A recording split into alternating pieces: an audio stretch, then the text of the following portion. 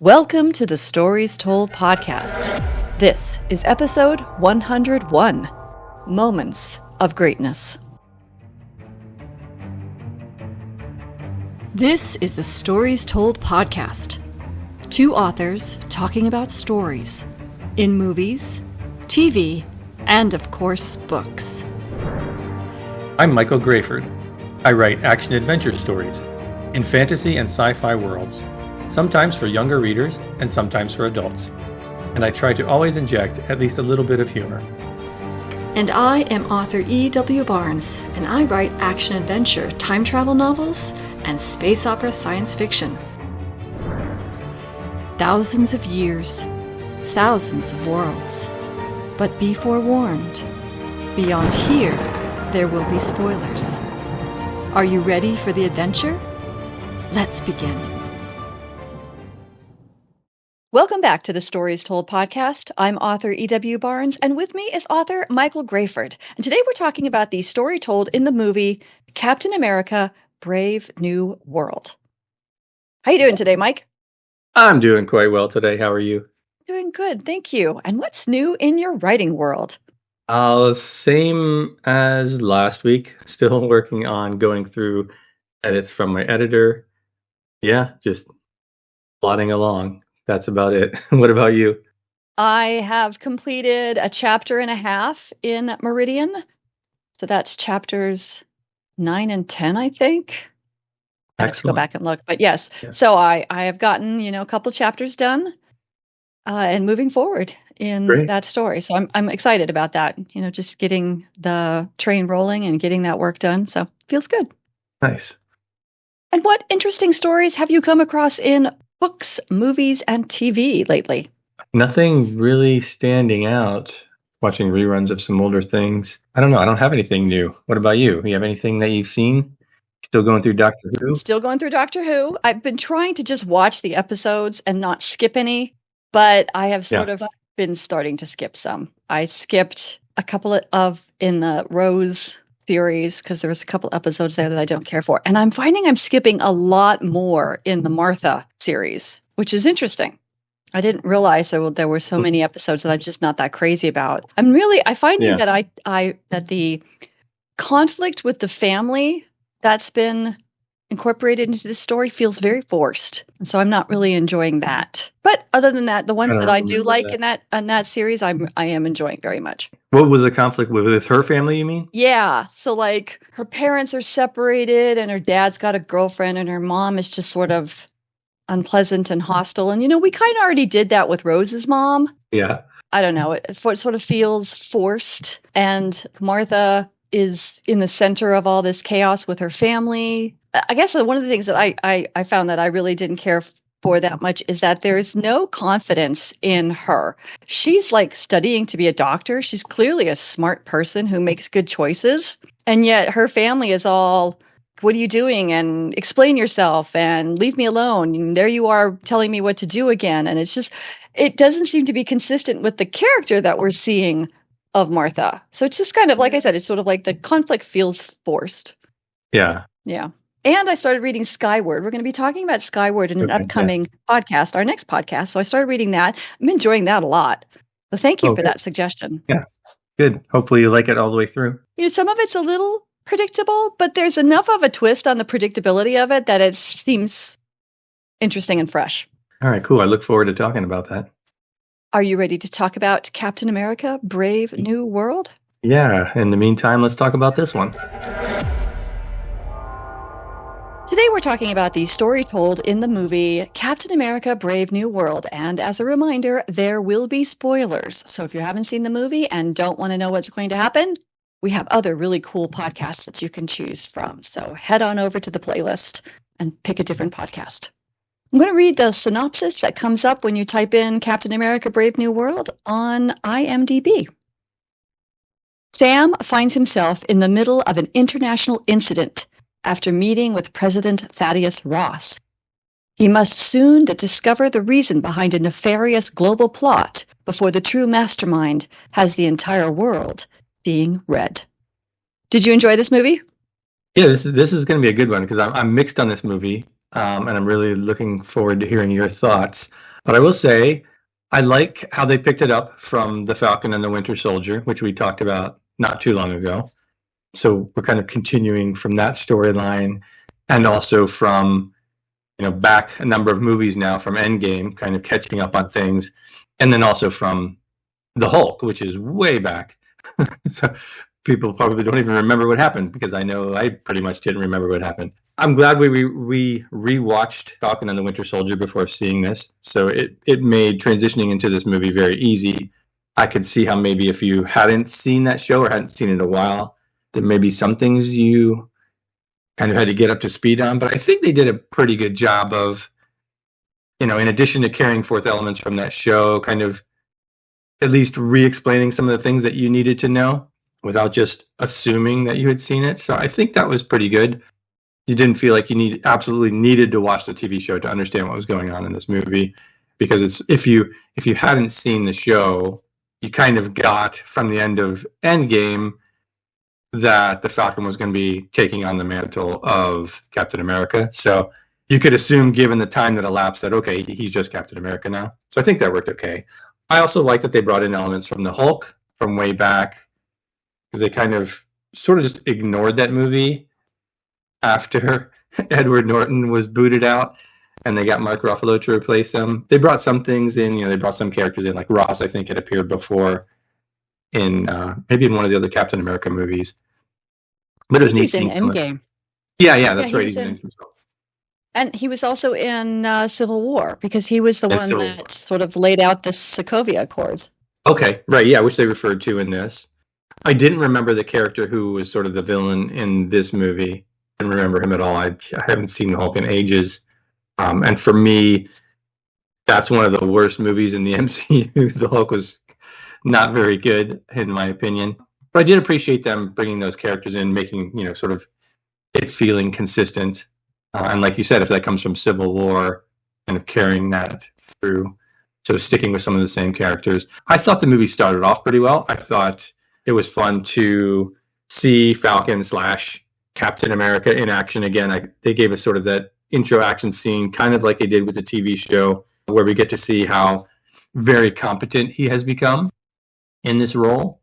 And we see his sidekick, his new sidekick, play a part too, the guy who may become the Falcon. And I think they started the build up well. I like that they brought back Isaiah from the TV show as a trainer. That kind of made sense. It's like, hey, if we're going to be facing these bigger characters, people who aren't just human but something more, maybe we should be training with someone who has that ability as well. So I thought that was smart. I thought they reintroduced him well enough. If you didn't see the show, you might be wondering who this guy is, but they do a quick recap of who he is and why he's there. So I think that was probably okay for those people.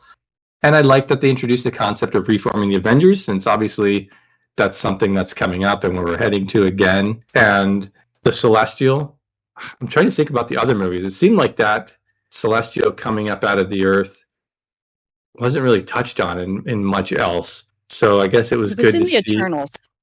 Yeah, in the Eternal. Well, that's what it was from, yeah. Right? Yeah. But after that, and that's it. Yeah. I don't remember them talking about it at all. So it's good to see that they mentioned that, and it's like, okay, so those events did happen, and this actually is in the same universe, because Eternals kind of felt like it was its own thing. It felt so disconnected from everything else. So it was kind of cool seeing that again, and then connecting that to Adamantium, which is obviously going to play a role in the future as they bring the X-Men into this universe. And I thought a lot of the lead-ups and the setups they did were pretty well. I liked the lead-up and the play-out of Ross's speech where he was almost shot. That was handled pretty well. They maybe over-explained it a little bit after, but I think they did a pretty good job building some mystery throughout, at least throughout the early, maybe halfway point of the movie.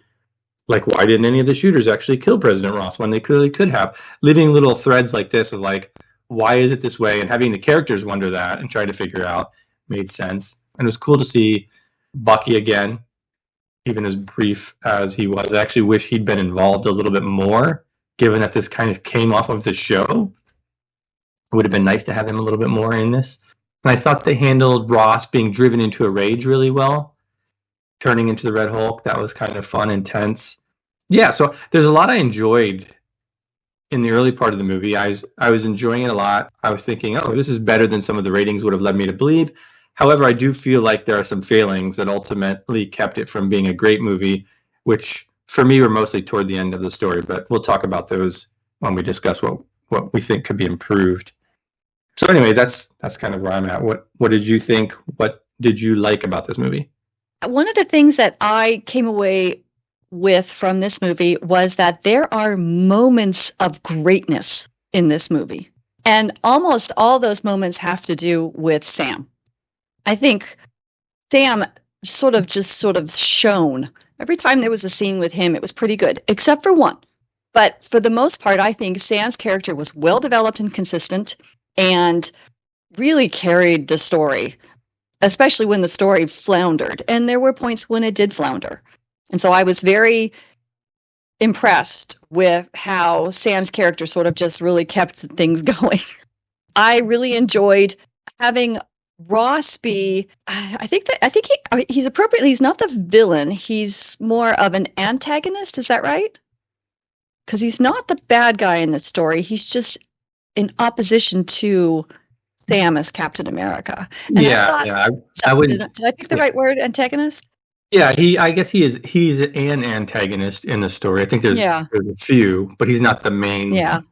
And I thought that was a really interesting choice to pull him from some of the backstory of the whole universe and have him become pivotal instead of he's been a supporting character in the past that has essentially put in place roadblocks or challenges or forced actions on behalf of our good guys, our heroes, etc. And now he's got a much more pivotal role in this movie, which I thought was a very interesting choice. I really liked that. I also really enjoyed the character of Ruth, his sort of former widow pseudo bodyguard. I liked that character too. I thought that was a very interesting character. I would have liked to have seen more of that character. And I also thought the stakes for this story were really good. I mean, they seemed believable and weighty enough to move the story forward. So those were the kind of the highlights for me. Again, I thought there were moments of greatness. As far as like all of the Marvel movies are concerned, this one's not that bad. I mean, if you go from like the Hulk, which is probably, like you said, the least, I don't know what the right word is, the least quality of the entire MCU movies. And then, to Infinity War and Endgame, which were, completely brilliant. I think it was right there, around 6 or 7 on a scale of 1 to 10. All right. That's a pretty decent rating then. Yeah. When you think about other movies, I think this one is, you put it in that particular perspective. I think this one isn't that bad. I think it's better than Captain Marvel. I think it's most definitely better than the Eternals. Yeah, it wouldn't take. I think it's better than the Dark World, Thor: The Dark World. Yeah, that's also the lower end. Yeah, so when you look at it from the entire spectrum of MCU, it's I think it's a good, solid story. All right. So let's talk about what we might have changed as writers. What are your ideas? I think let me start with a little thing that it stood out to me while watching the movie when. The villain, what's his name? Stearns? Yeah. When he kills this guy and he says something like, "Isn't it obvious I'm the hero?" or something like that. Yeah. And it's like, I get what they were trying to do, right? It's like you always want to have each individual think they're the hero of their own story, even the bad guy. But him saying it, especially in that moment, seems so out of a place. It's like, you just killed this innocent person. Obviously, you're not the hero. That took me out and was unnecessary, right? That it's always assumed that that's the case. The hero never needs to say that. So I didn't like that. I just would have removed that line. Another thing, I don't know if this isn't necessarily a writing problem for this story per se. Maybe it's a more of a global MCU question or issue that I have. I just don't know if I fundamentally agree with the continuation of Captain America through another person. Like, why not just have the Falcon become a lead character? It's like, why is he Captain America? Or if you're going to have a Captain America, it really does seem like a stretch for it to be someone who doesn't have some super soldier ability. Otherwise, it's just a step down. It's like, this guy was a super soldier. He could jump off 10 stories and be fine. He could take massive amounts of hit and be tossed around. But when a normal human has that happen, it stands out, right? It's not as believable. I understand it's the MCU. I mean, that happens to all of these characters. They get tossed around and smashed into walls and stuff, and they're fine. So I can run with that a little bit. And I will say, they did a pretty good job of making this guy seem very competent and compensate for the fact that he wasn't a super soldier with, the wings and the, jetpack and stuff like that he had, his different abilities. It did step him up. So I thought they did a pretty good job of it. I just don't know. Okay, it's kind of like Iron Man, whose skills come from his technological understanding. And exactly. Yeah, he's more of an Iron Man type character, right? Which is fine, but then it's like, is that Captain America? I don't know. I guess it changes. I'm not really familiar with the comic books from that perspective. So it was just a thought I had. Again, it's not necessarily specific to the writing of this story. It's just something I thought. Another thing that pulled me out a little bit, I do feel like the hand of real world forces, like in our real world, shaped some of the plot of this movie. Specifically, Japan being the country that they have to worry about. Like of all the countries that are going to be vying for control of this, Japan is the one that we're potentially going to war with, not China, not Russia. I mean, it felt like, hey, our movies do well in China and Russia, so we can't have them be the villain this time. That's just what it felt like. I don't know why the decision for Japan was made, but again, it's something that pulled me out of the movie. Not a huge deal, but it was there. And then the pills, the Ross taking his pills, it wasn't really believable to me that Ross, as someone who's controlling a super genius, is having pills created for him by that super genius who he knows doesn't like him. Yeah. With no checks on that. No doctor saying, hey, are these things safe? It would have, they could have fixed that in the movie, but just having him have a doctor who's checking them out, but the doctor is under control of that guy. Yeah. So he's telling him, hey, yeah, it's safe, it's cool, right? Or he's, the genius is blackmailing him or threatening his children or something, right? Just to have that in there would have made more sense because it just wasn't believable in the setup that they gave us. But for me, I think the biggest problem was the final act of the movie. Felt like it just fell flat. Oftentimes you get a resonance between the external conflict and the internal conflict of the story where it culminates in the final act, and particularly the final climactic action, right? Where the character learns a lesson of the story, takes some risky action, and it pays off. Here, I didn't really get that so much. We get a little bit because Sam, kind of like the previous Captain Americas, right? That character is more of a stalwart hero, right? He's not the one changing. He's changing the world and the people around him. And that's fine. And Sam kind of does that too. I guess he learns a little bit about taking on the mantle of Captain America. Doesn't necessarily require the powers of a super soldier to solve his problems.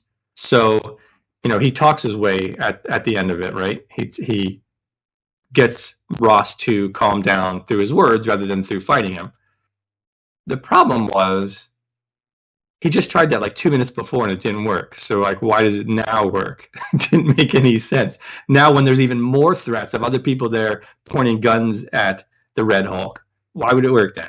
So I feel like that didn't really play off well for me.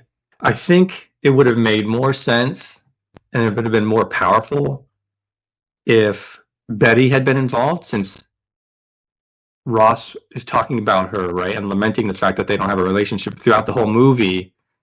Having her in the climax would have made some more sense, right? Either Sam arranged for her to be there and she was the one to talk her father down, right, to show that Sam is like thinking outside the box rather than just fighting. He's planning ahead. He comes up with this alternate solution.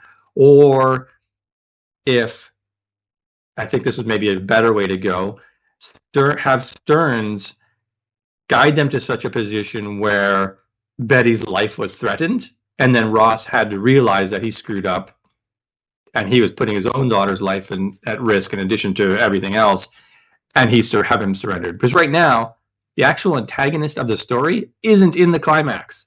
That seemed like a big problem because we were leading towards this, and then he just falls away in the final act, and it didn't And I think that's why you lose resonance of this story. At least I did. It felt too small and something we'd seen before. Okay, Hulk smashes, we get that. There's a battle with him, and he has to be talked down. I feel like we've seen that at least once before, if not a couple of times. I think it would have been much more interesting to see this character who's supposed to be a genius adapting to the situation, right? Adjusting and laying out all kinds of traps and hazards and conflicts involving potentially the daughter that both the Red Hulk and Captain America had to deal with while they're battling each other potentially. And it just could have made it more interesting.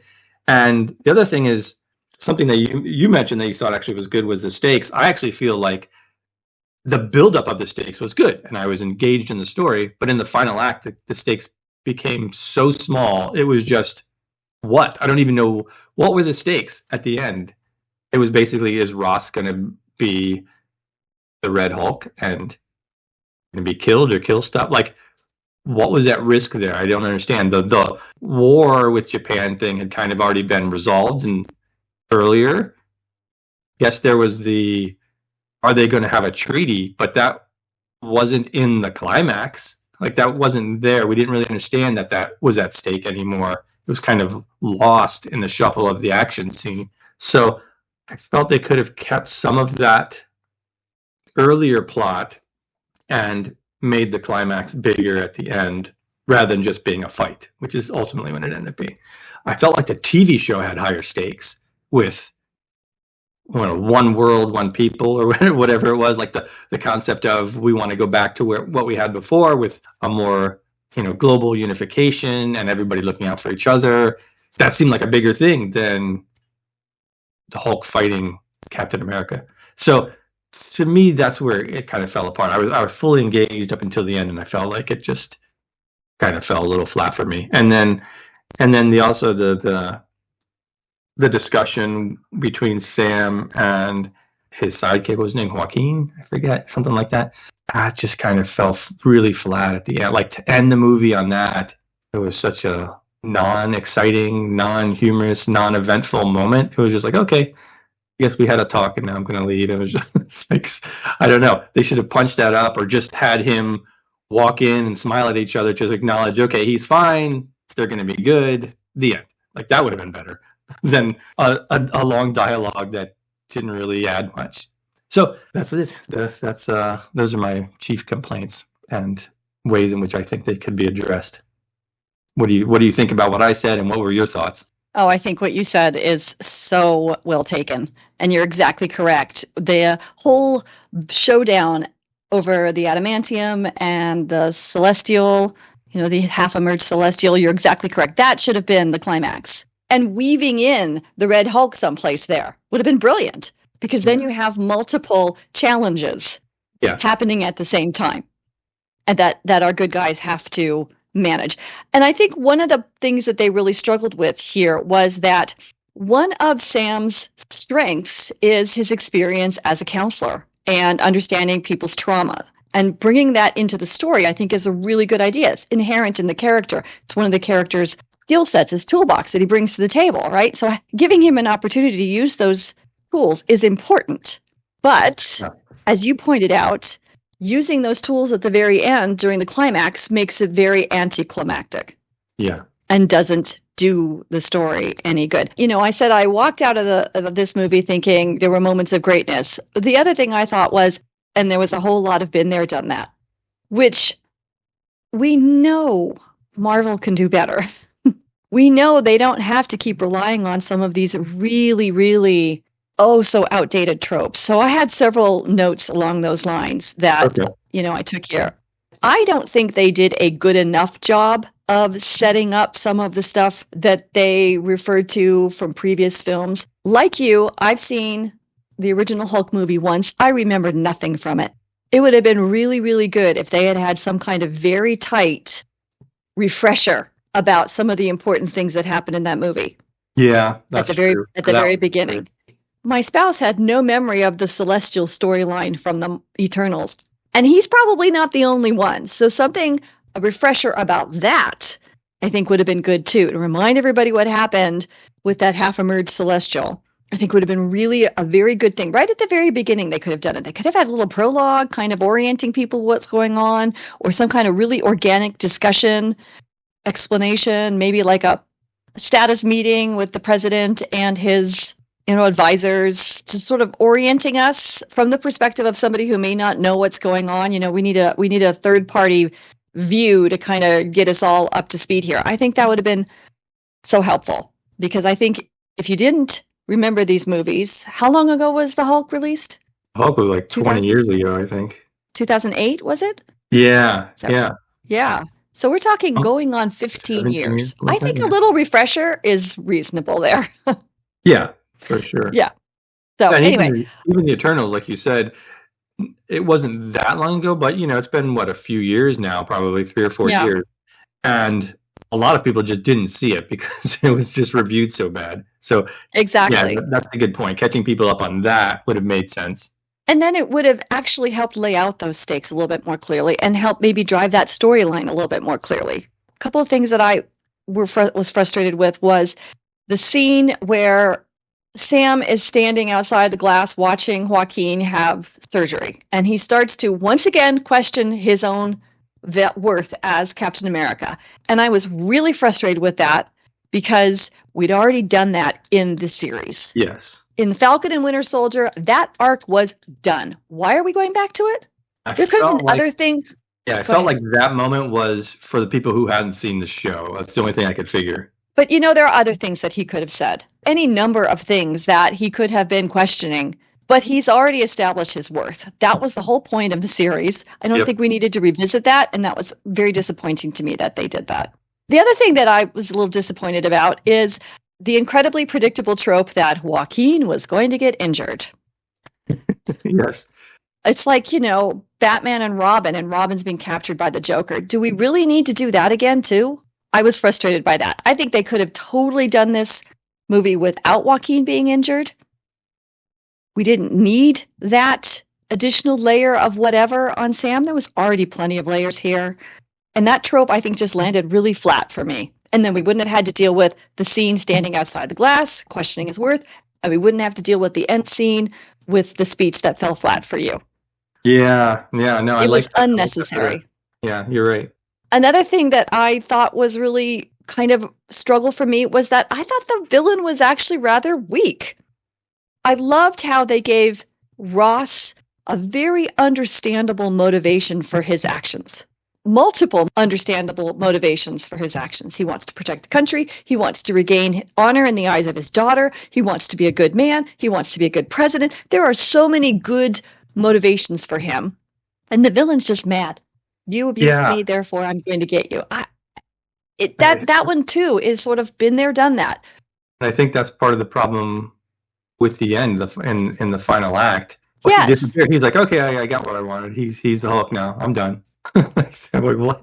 Okay, and and there's just, we have gotten to a point in storytelling where there's so much sophistication in understanding the motivations of both the heroes and the villains, and I just don't think the time was spent on him.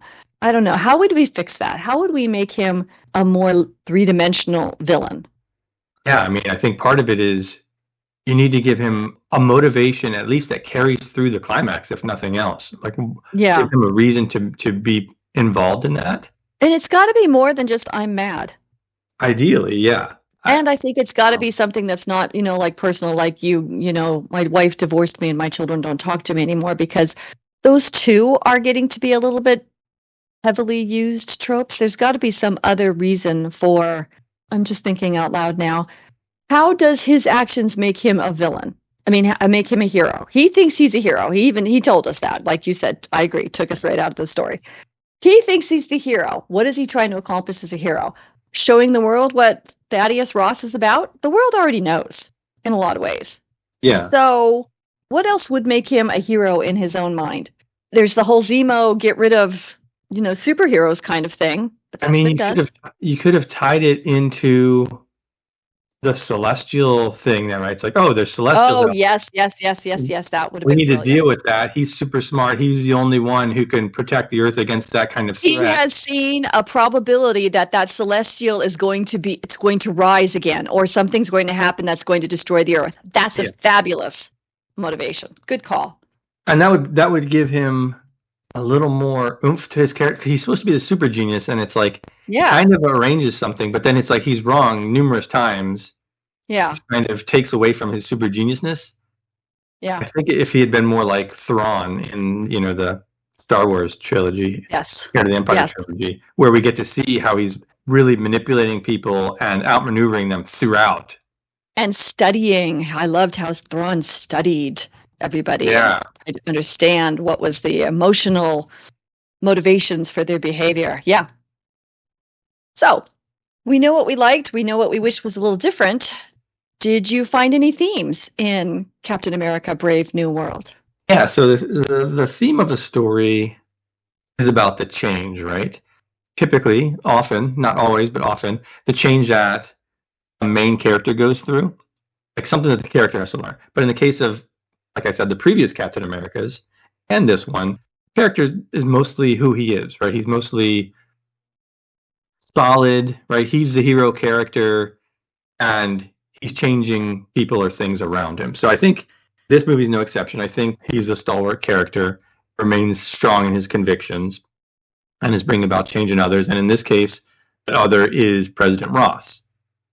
I think the change in this movie centers around that character, because we even get Ross declaring that he's changed, right? Over and over again in this movie. But we see that he hasn't, right? He's still got Samuel Stearns locked up, and he's using that guy. He didn't, give him his freedom like he said he would. So he hasn't really learned his lesson.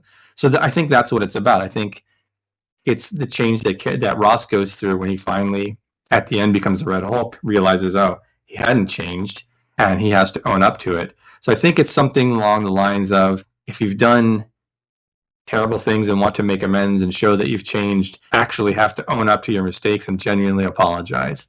So something along that line is what I came up with. What did you see? I went with our hero and sort of the stalwart perspective that he brings to all of his problem-solving approaches, and that is find the good in everyone. And I really love that about Sam. And, that was something that Steve Rogers had to some degree, too. He was always looking to be good and honorable and giving others the chance to be good and honorable. And Sam does that as well. He's looking for the good in everyone. And I think that was part of the character change that we see in Ross, in that Sam is constantly saying, you have good in you. Find it, use it. Yeah, that's great. As a writer, what do you take away from Captain America Brave New World? I think for me, it's making sure that the internal and external struggles work together and pay off in the climax of the story. So this is where it fell flat for me in this movie. So I think that's my takeaway. And I think that's really the key takeaway. And then I would just add to that a sort of a subset takeaway. If you've got a story that has elements that took place a very long time ago, reorient your audience. Yeah, that's a good one. That goes for writing too. You and I work on series, and I have books that I've been working on for a very long time, and I haven't published them yet. But if I had, I would want to do something to reorient my readers if they'd read the book a long time ago when the next book came out in the series, and say, okay, so that's what happened, just so that they're not, they can remember the details. People are busy and their brains are full. Thank you for joining us as we talked about the story told in the movie Captain America Brave New World. A big thank you to our Patreon supporters and all our subscribers. We're so grateful for your support and your encouragement. The Stories Told podcast is available on multiple podcast platforms, and we thank you for liking and subscribing or following, depending on where you're listening. It may not be a big deal to you, but it means a lot to us.